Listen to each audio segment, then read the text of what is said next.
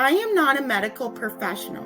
If you believe you are experiencing a condition, please speak with your medical provider. My goal as a holistic reproductive practitioner is to bring awareness to different conditions and how holistic care can support the body to heal. This video will also contain some graphic images, so please keep that in mind. Molar pregnancies. What is a molar pregnancy? A molar pregnancy is a very serious condition where the fetus cannot survive, and it can also cause a rare form of cancer.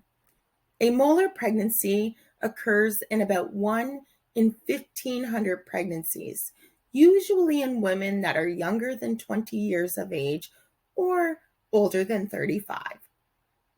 As rare as this condition can be, the severity of it is very high.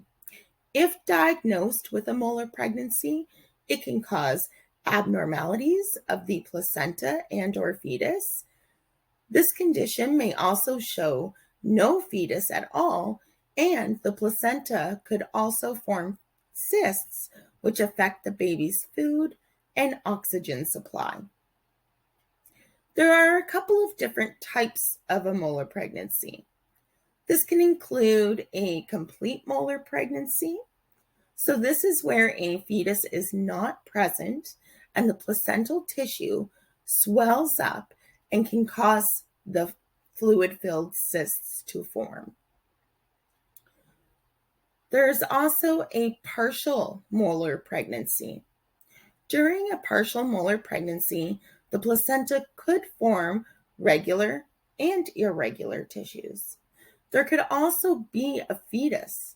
However, the fetus is usually unable to survive and miscarry during the first stages of pregnancy. What causes a molar pregnancy?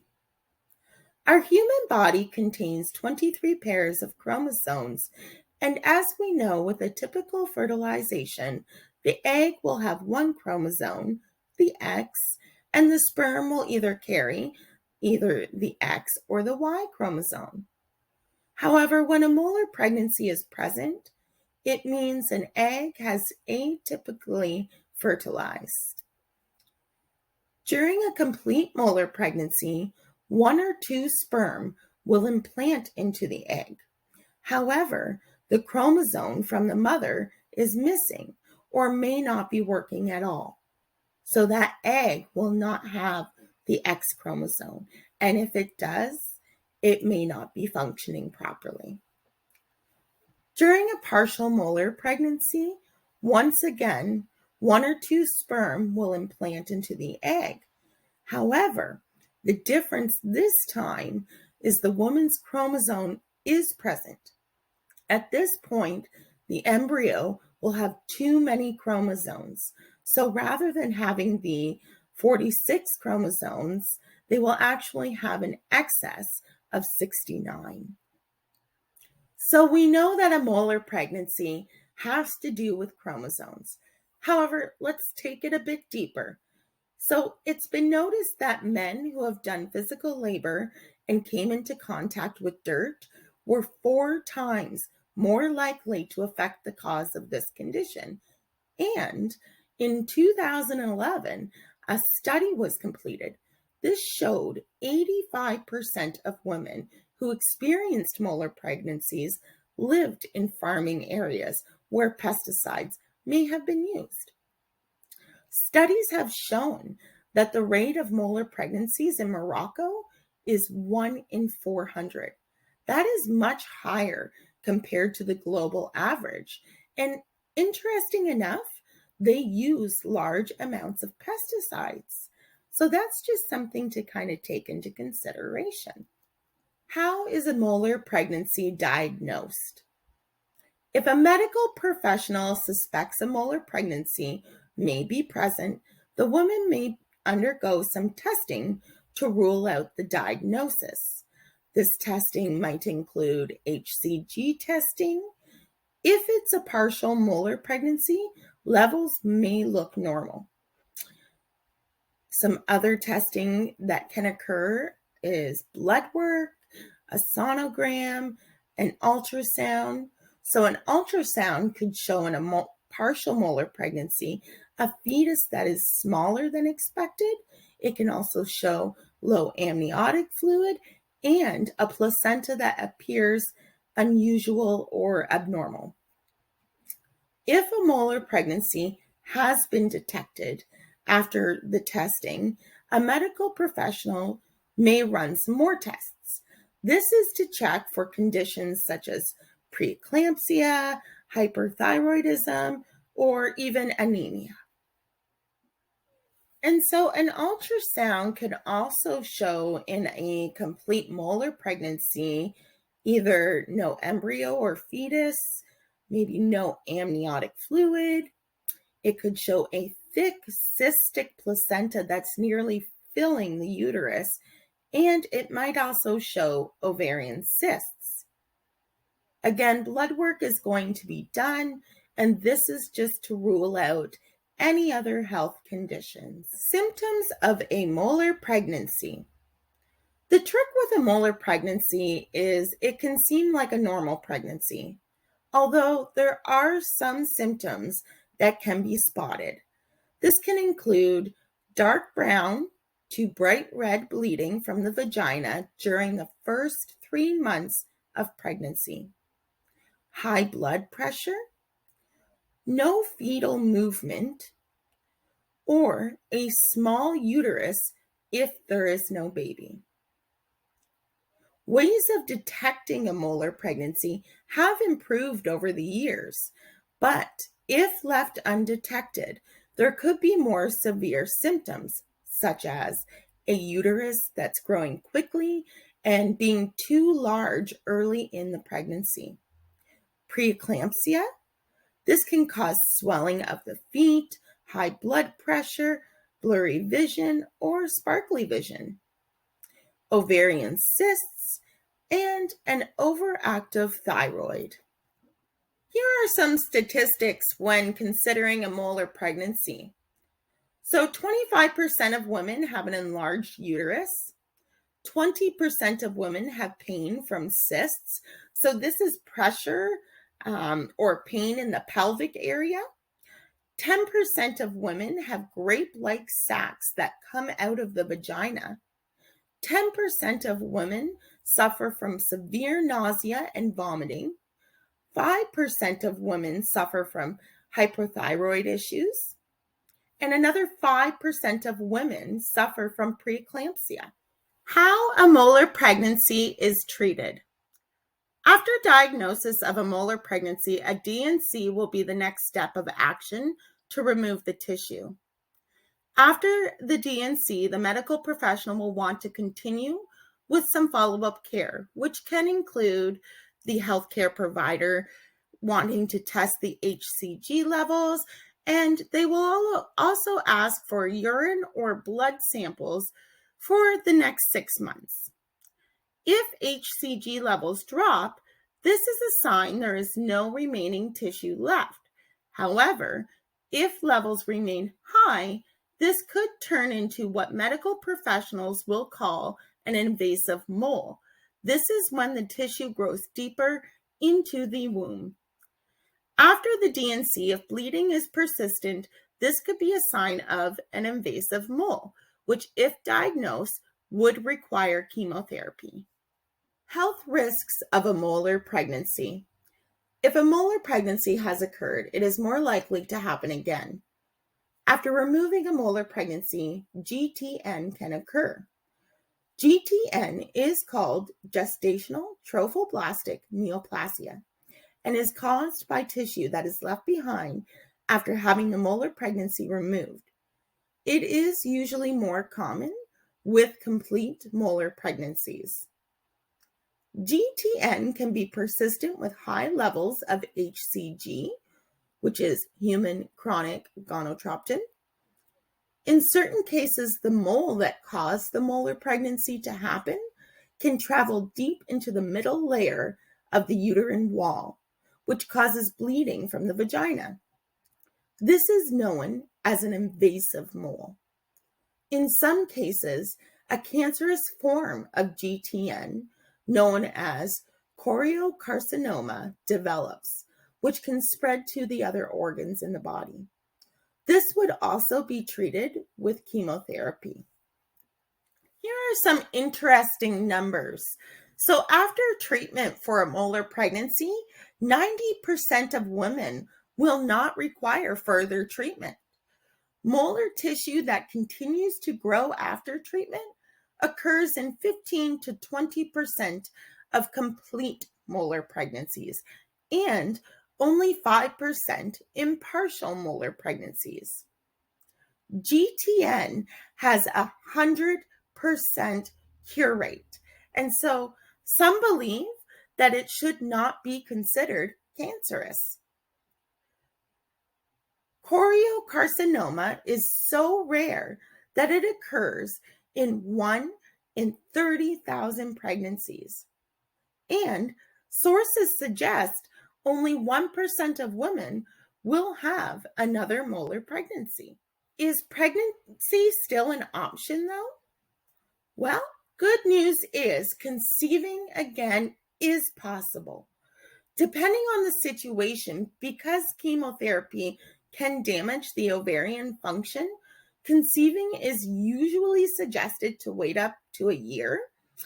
Your HCG levels will be monitored for this year, and this is to ensure that no more molar tissue is growing inside.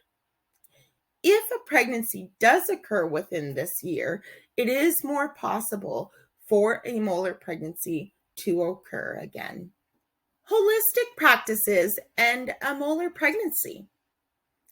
Molar pregnancy should be seen by a medical professional immediately.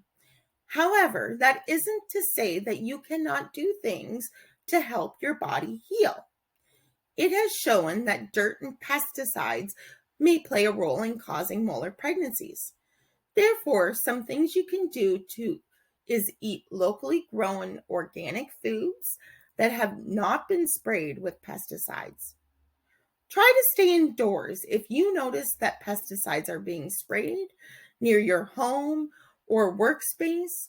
And if you are trying to tackle your own mess of weeds, try using an all-natural weed killer rather than using chemicals.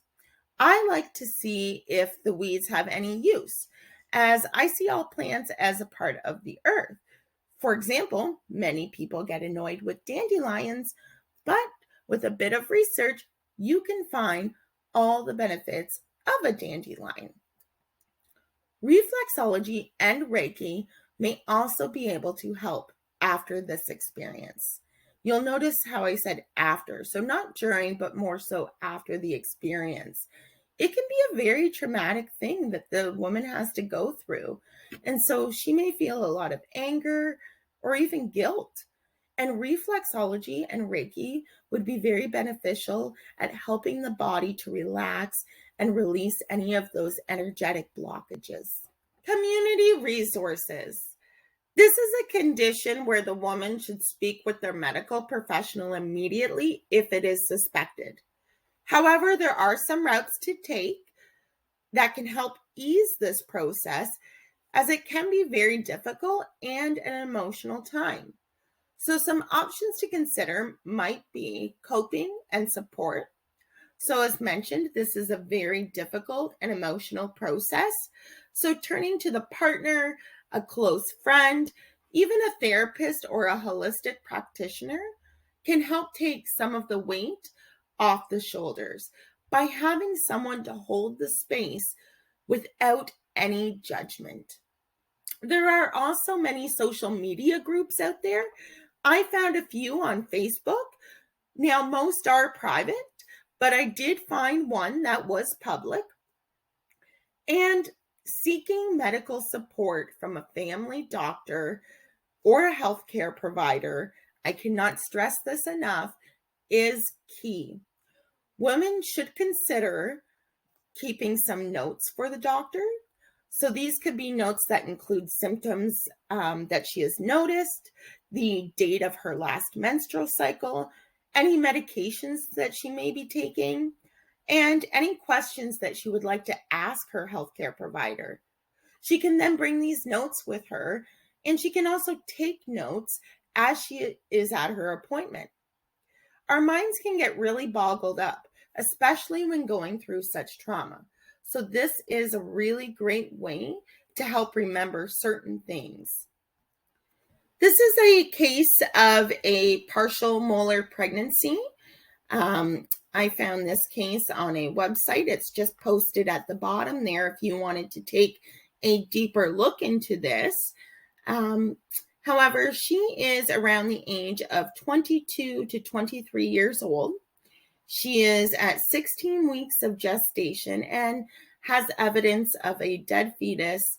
So a partial molar pregnancy is suspected. Now, I do want to bring caution that the next couple of images may be graphic, so just keep that in mind. In figure 1, you will see cystic edema of the head. This is due to macuration and can be clearly visualized and marked. I've added a little red arrow just so you could see, but it is very, very distinguishable.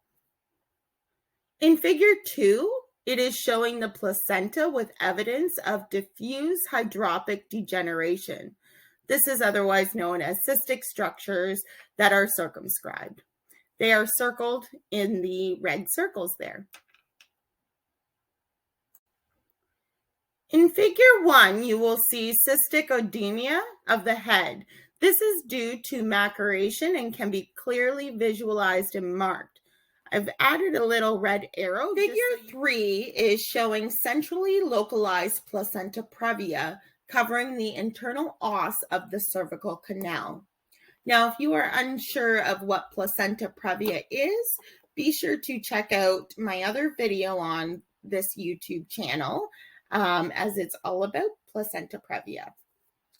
And you'll see in figure 4, it is showing theca-lutein cysts in the right ovary. These cysts are very big, and there is more than one cyst structure in the ovary.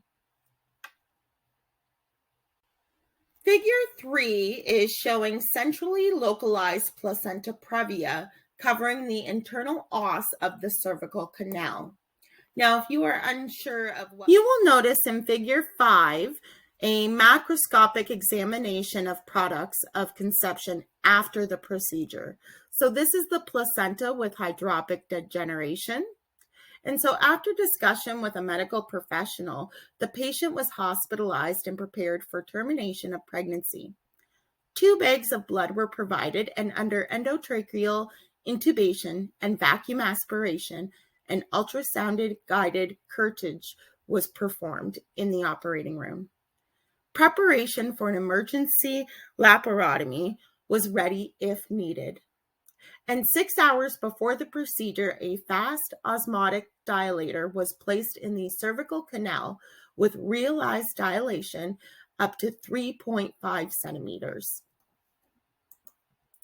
Vacuum aspiration of the placental mass was performed under ultrasound control. The fetal parts were evacuated with the help of a grasping clamp. A revision of the uterine cavity was also performed with a metallic curette. The procedure was performed under oxytocin infusion and an intramuscular application of prostaglandins at the end of the evacuation. If you would like to learn more about this woman's story, I encourage you to check out the link that was provided earlier on. And if you are interested in learning more about molar pregnancies, these are some of the resources that I used for my research. Take a look and see what you can find. Thank you for taking this time to learn about this condition, molar pregnancies, with me. If you have any information that you would like to share, I encourage you to post it below in the comments, and let's learn together and grow together and bring more awareness to different conditions such as this one. I have also created a small brochure with some of the information that is in this video. If you would like to print a copy of that brochure off, just go ahead and scan the QR code there and you'll have your very own brochure. If you would like to book a reflexology session or maybe a Reiki session, or maybe you're just wondering what a doula could do for you, go ahead and check my website out, Holistic Health, Trust, Allow, Flow. All you have to do is scan the QR code and it will take you right to my website. I've got lots of information on all those topics and you can book a session for yourself if interested. I've also got a blog on there with a lot of information, so go ahead and check it out. Don't forget to subscribe to my page and like this video. I look forward to bringing more awareness to everyone around. Thank you again and have an awesome day.